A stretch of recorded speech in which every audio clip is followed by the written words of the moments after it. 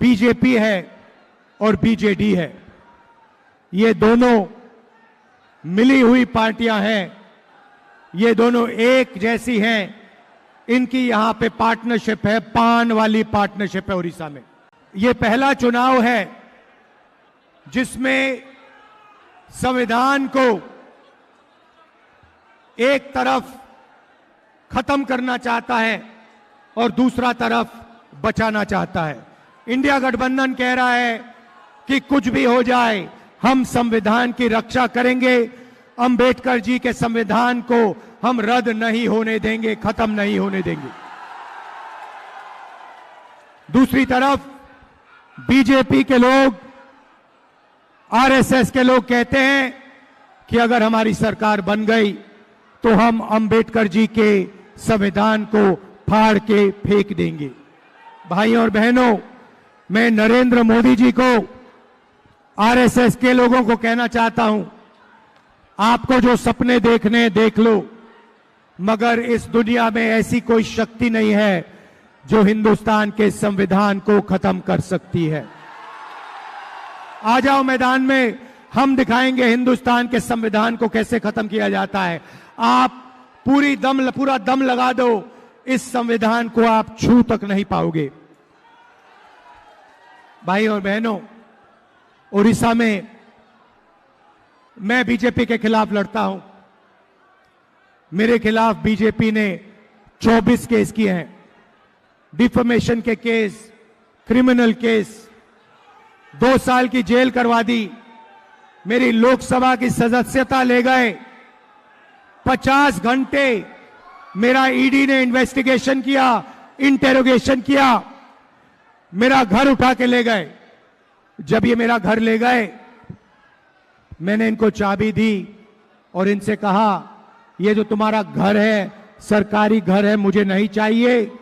मेरे हिंदुस्तान में करोड़ों घर हैं, उड़ीसा के जनता के दिल में मेरा घर है, बाकी देश, बाकी प्रदेशों के लोगों के दिल में मेरा घर है। तुम्हारा घर नहीं चाहिए, ले लो, उठा के ले लो।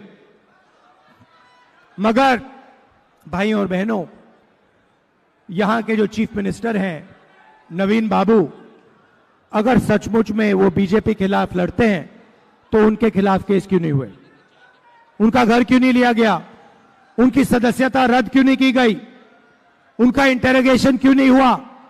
भाइयों और बहनों, इंटेरोगेशन नहीं हुआ, घर नहीं छीना गया, सदस्यता नहीं ली गई, क्योंकि बीजेडी के नवीन पटनायक जी बीजेपी के लिए यहां काम करते हैं। ये दोनों एक हैं, इनकी पार्टनरशिप चल रही है। और बात साफ है, पार्टनरशिप का लक्ष्य उड़ीसा के लोगों का जो धन है, आपकी जो माइंस हैं, आपकी जो संपत्ति है, उसको चोरी करने का है, अरबपति बनाने का है। नरेंद्र मोदी जी अदानी जैसे लोगों को अरबपति बनाते हैं। यहां पे सरकार नवीन बाबू नहीं चलाते हैं, यहां पे सरकार दूसरा पी चलाता है, पांडियन जी चलाते हैं, और वो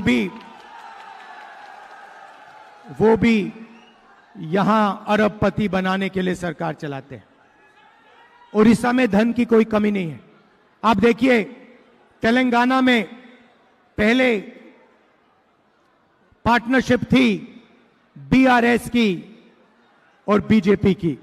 वहां के चीफ मिनिस्टर बीजेपी का काम करते थे, दबाव था, डर था, और पूरा का पूरा काम वहां के चीफ मिनिस्टर ने बीजेपी के लिए किया। कांग्रेस पार्टी खड़ी हुई, कांग्रेस पार्टी बीजेपी से लड़ी और बीआरएस से लड़ी, और दोनों की हमने रीढ़ की हड्डी तेलंगाना में तोड़ के दिखा दी।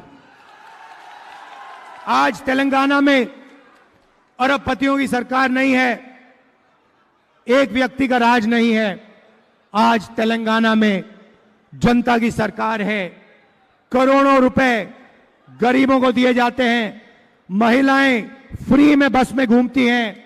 सरकार जनता का काम कर रही है, जनता की आवाज सुन रही है। वही हम उड़ीसा में करने जा रहे हैं। हमें अरबपतियों की सरकार नहीं चाहिए, हमें उड़ीसा की जनता की सरकार चाहिए। और हमारा लक्ष्य, ये जो नवीन बाबूजी और नरेंद्र मोदी की पार्टनरशिप है, जो जिसको पान कहा जाता है, इसको हम यहां उड़ीसा में तोड़ के फेंकना चाहते हैं।